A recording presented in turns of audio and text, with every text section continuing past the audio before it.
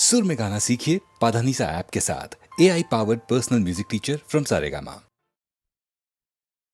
There are times in the life of every nation when all its energies and resources must be devoted to the achievement of a great aim, and when faith in this aim has to be consciously reaffirmed. We have armies in the field, we have men who are bravely risking their lives and performing feats of valor. Their dedication is unconditional. They do not ask questions. It is for us to assure them that we are with them heart and soul, and just as we honor their great sacrifices, we shall see that they are honored by posterity when we are called to account for all that we have thought and done. This war in which we are engaged today is none of our seeking. It has been forced upon us. We have done as much as any people could to stand by our national commitment to peace. We have desired peace with all our heart and worked for it with all our strength. We wish no one ill. We covet not an inch, yes, not an inch of anyone's territory. But we cannot surrender the principles on which our state, our whole idea of a common life is based. And this is indeed what we are being asked to do. For Kashmir is not only a part and a lovely part of India, but its being a part of India represents a noble principle, not only for our culture, but for the culture of mankind. There were dark days in our life when the demand for partition of the country appeared as an ominous precondition for our independence. Its monstrous implications were ignored by its advocates. The Indian Muslims were in fact asked to perjure themselves by asserting and defending the falsehood that because they were Muslims, they could not be citizens of the same state as those among whom they and their ancestors had been born and had lived, and to the rich fund of whose composite culture they had during centuries made highly valued contributions. They were being asked to uproot themselves, abandon hearth and home, neighbor and culture, friendship and goodwill. And now we Indians, we Hindus, Muslims, Sikhs, Christians and Parsis, we for whom India is and always has been one country, our home, are being asked at the point of the sword to admit that Kashmir cannot legitimately belong to India because the vast majority of Kashmiris are Muslims and must be offered up to Pakistan. That shall not, cannot be. Let us at this moment strengthen our faith in ourselves and our ideals. Let us remember that there are brave men, Hindu, Muslim, Sikh, Christian, Parsi brave men, laying down their lives to prove that we are one people, firmly united by common interests and ideals, and that our unity will stand any test. The Muslim among us should realize that he is where he is by God's will, that his Indian citizenship is a great moral and spiritual commitment. He has to be a true and dedicated follower of Islam. He has to drive fear out of his heart, that fear which is the mother of selfishness and hatred, and of much political and social evil. He has to foster goodwill and trust, to render service for the sake of service, to look beyond his life on earth to the day when he will be answerable for what he has done or left undone to promote understanding, cooperation, and peace among men. The Muslims' fellow countrymen should appreciate and cherish this commitment. They should eradicate all suspicion and distrust, and as representing the beliefs and traditions of the great majority, help to mobilize all sentiments in the service of the common interest. The strength of a people lies in an inner harmony, not only of declared aims, but also of instincts. Instincts are endowed by nature, we cannot count on them. We must therefore cultivate the habit of doing the right thing spontaneously. This is a time when we should spontaneously follow our leadership, placing in it our full confidence and trust, and allowing it full freedom of action. It's a time when values which command our total dedication and commitment are in jeopardy, and therefore demand our total dedication. The basic principles of our national existence and the freedom to live by them are in danger, and we may count no cost too high to protect them. For without them, life as a moral adventure becomes meaningless, and living on without them is worse than death. It's the time when each of us must encourage the other to contribute his best, and through sympathy, cooperation, and goodwill, make sure that not only the ideals we serve and the victory we achieve, but the inner harmony of our thoughts and motives is handed down to a grateful posterity. Let us clench our teeth and take the unshakable grim resolve not to rest or tarry, until our principles are vindicated and the freedom of our motherland is unmistakably assured.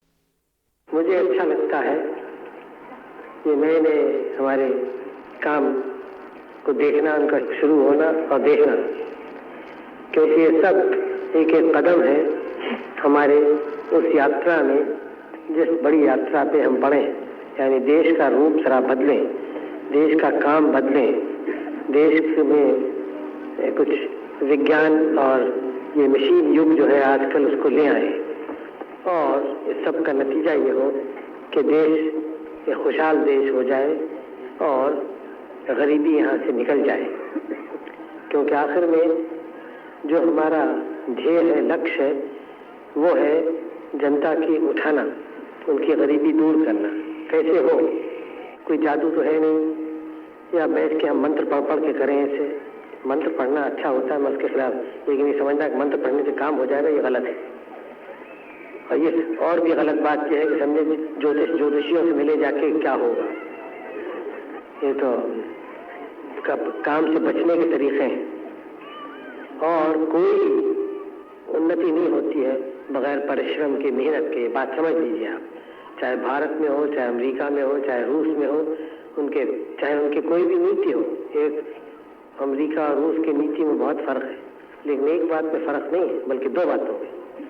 एक तो ये कि दोनों आजकल के विज्ञान की पूजा करते हैं, और विज्ञान के जो बच्चे हैं, ये मशीनें वगैरह उनकी, और दूसरे दोनों परिश्रमी लोग हैं। परिश्रम जानते हैं, बगैर परिश्रम के कुछ नहीं होता, मेहनत के। तो हमें भी दोनों बातें सीखती है, क्योंकि इन दो बातों के बगैर हम तरक्की नहीं कर सकते।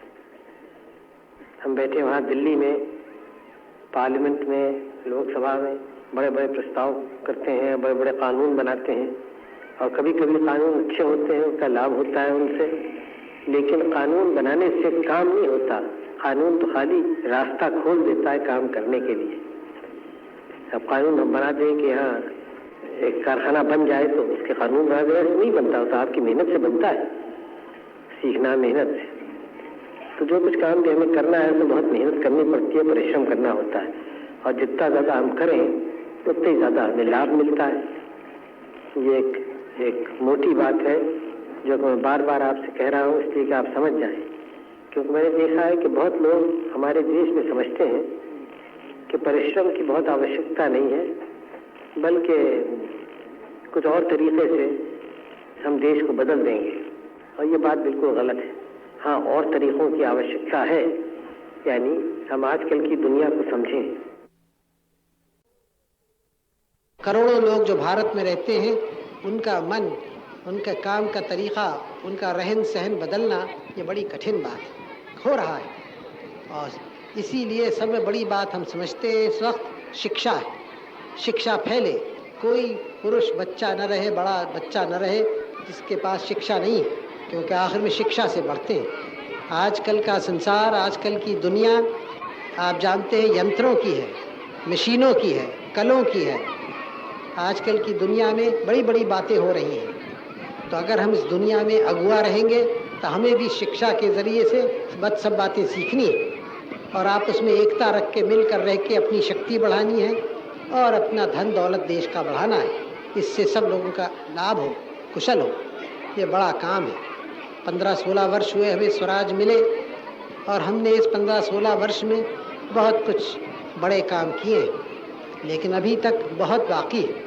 और मैं समझता हूँ कि अभी एक और 10-15 बरस में हम इस पड़ाव तक पहुँचेंगे। यूँ तो कोई देश कभी आखिर पड़ाव पे पहुँचता नहीं है, उसकी यात्रा देश की हमेशा चलती जाती है, चलती जाएगी। हमारा देश हज़ारों बरस पुराना है, और हज़ारों बरस और जने कितना रहे बढ़ता जाएगा। लेकिन एक एक यात्रा को पूरा करेंगे, फिर दूसरी यात्रा शुरू करेंगे। एक यात्रा हमने पूरी की, स्वराज की, अब दूसरी यात्रा है जिस पे हम चल रहे हैं, जिसमें सारी जनता को आगे बढ़ाना है और दरिद्रता गरीबी को निकाल देना है। ये ज़्यादा कठिन बात है, लेकिन मैं आशा करता हूँ कुछ वर्षों में, 10, 12, 15 वर्ष में इसमें भी हमारी जीत होगी, क्योंकि बड़ा काम है सारे देश को बढ़ाना। लेकिन ये जब ही होगा जब हमारे परिश्रम से होगा। कहीं और लोगों के पैसा देने से तो हमारी कठिनाई दूर नहीं होगी, हमारी दरिद्रता नहीं जाएगी। हम और देशों से पैसा मांगते हैं और पैसा हमें मिलता भी है, और उसका हम धन्यवाद देते हैं। लेकिन याद रखिए, कोई देश और देशों के उसको ढकेलते नहीं है बढ़ने के लिए, खुद अपने परिश्रम से, मेहनत से, अपनी अकल से बढ़ता है। आपके यहाँ ये पुल बना है, यह आपके असम को मुबारक हो, बधाई हो आपको, क्योंकि ये चीज़ आपके असम के लाभ की है, असम की जनता की, और एक नमूना है असम के और सारे भारत के काम का, जिसमें हम सबों को खुश होना चाहिए, और जो लोग इसको बनाते हैं उनको बधाई देनी चाहिए।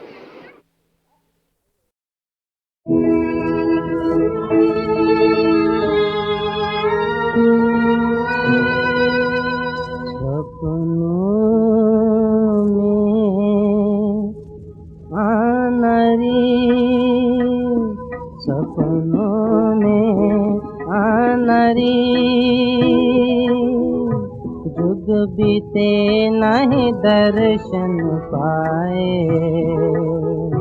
जुग बीते नहीं दर्शन पाए।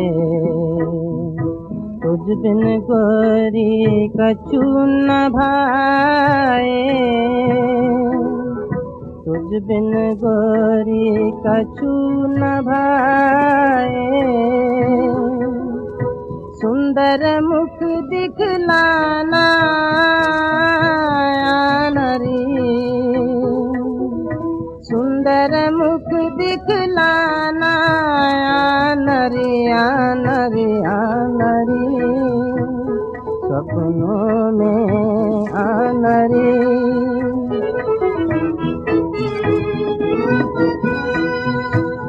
मैं रो रो नीर बहाता हूँ, मैं रो रो नीर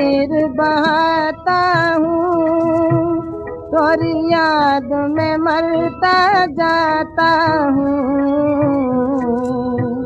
तोरी याद में मरता जाता हूँ। अब नया रिश्ता नया नरी, अब नया रिश्ता नया नरी नरी नरी, सपनों में आनरी।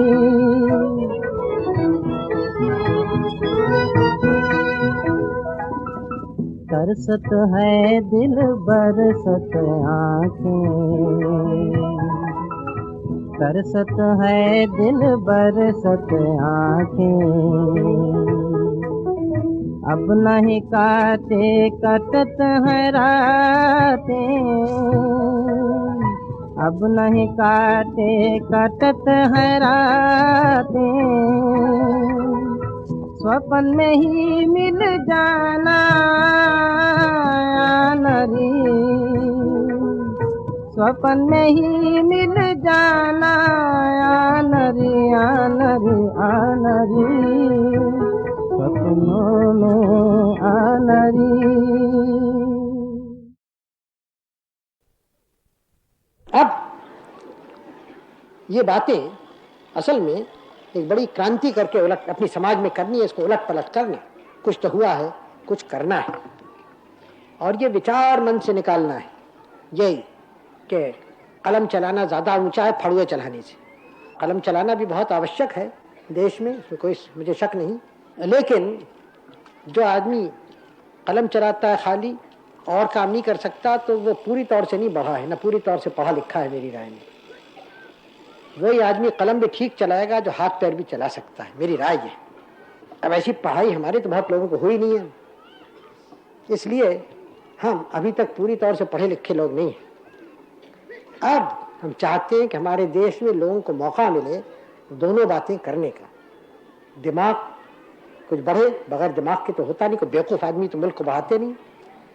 और हाथ पैर चलाना जाने, चाहे हाथ पैर वो खेत पे चलाएं, मशीन पे चलाएं, ज़मीन पर, कारखाने में चलाएं, लेकिन हाथ पैर चलाएं। इसलिए आजकल की दुनिया में सब में आवश्यक लोग हल्के हल्के वो होते जाते हैं। वो नहीं जो पहले दुनिया में थे, वो नहीं, बल्कि नए लोग जो सब में आवश्यक हैं। एक मोटी तौर से मैं आपसे कहता हूँ, वो इंजीनियर लोग हैं, वो वैज्ञानिक लोग हैं, साइंटिस्ट हैं। बड़े से बड़ा इंजीनियर को हाथ पैर चलाने पड़ते हैं या चलाने चाहिए, और जिस वक्त वो छोड़ देता है हाथ पैर चलाना, वो ठंडा हो जाता है, उसको जान नहीं रहती उस इंजीनियर में, आदी हो जाती है, और दफ्तरी आदमी बाबू हो जाता है। फिर वैज्ञानिक लोग हैं, वो गद्दी में बैठ के काम नहीं कर सकते, उनको हाथ पैर से और दिमाग से, तीनों से काम करना है। ये दुनिया ऐसी है। तो इस विचार को इस देश से निकालना है, उखाड़ना है, उखाड़ के कुचल के ख़त्म कर देना है। जो यहाँ के हाथ पैर चलाने वाले नीच होते हैं, मैनुअल लेबर नीच है, ये भयानक विचार है, गलत है, निकम्मा है, विष से भरा हुआ है, तबाह करने वाला है मुल्क को। बहुत सारे शब्द मैंने आपसे कह दिए कि आपके दिमाग में ये बात धस जाए। अच्छी बात है। तो आपका ये यूनिवर्सिटी, विश्वविद्यालय, महाविद्यालय, विद्यापीठ, मालूम क्या क्या नाम इसके हैं, वो बना। और हिंदुस्तान में जहाँ तक मुझे मालूम है पहला ऐसा बना है, यानी विशेषकर खेती से संबंध रखने वाला। फिर ये प्रश्न आता है कि चलेगा कैसे। मुझे कोई संदेह नहीं कि यहाँ प्रोफेसर अच्छे अच्छे आएंगे, अमेरिका के होंगे, यहाँ के होंगे, इसमें मुझे कोई शक नहीं है। लेकिन फिर भी ये सवाल होता है कि आप उसी तरह से यहाँ काम करेंगे और रहन सहन आपका होगा जैसे कि और जगह और यूनिवर्सिटीज़, कॉलेजेस में होता है, या कुछ और ढंग होगा। आप भी बड़े बड़े मकान हैं, इमारतें हैं, उसमें जाके कुछ आप लोगों को, आपके प्रोफेसर को और आपके विद्यार्थियों को एक अभिमान हो जाए, गुरूर हो कि हम तो बड़े बड़े मकानों में हम पढ़ा करते हैं। वो बेचारा जो किसान खेत में काम करता है, वो तो कोई एक नीच आदमी है, गिरा हुआ आदमी, हम उससे ऊंचे हैं। और यह आपका अगर विचार हुआ तो फिर आपने पढ़ाने वाले और पढ़ने वालों ने इस जगह का पूरा लाभ नहीं उठाया, नहीं बात। अगर इसके कोई माने हैं इस जगह के तो किसान का कॉलेज है और किसानों के लिए कॉलेज है, बाबू लोग के लिए नहीं है। और वो बाबू लोग यहाँ आ सकते हैं जो किसान होना पसंद करें। सब में बड़ी कदर यहाँ होनी चाहिए, न ब्राह्मण की, न क्षत्रिय की, न किसी की, किसान की सब में बड़ी कदर होनी चाहिए, जो जमीन से पैदा करता है अपने हाथ की मेहनत से। और मैं नहीं पसंद करता कि यहाँ अक्सर स्टैचूज, मूर्तियाँ लगती हैं, लेकिन आप कोई मूर्ति कहीं लगाना चाहें तो भारत के किसान की कहीं लगाइए।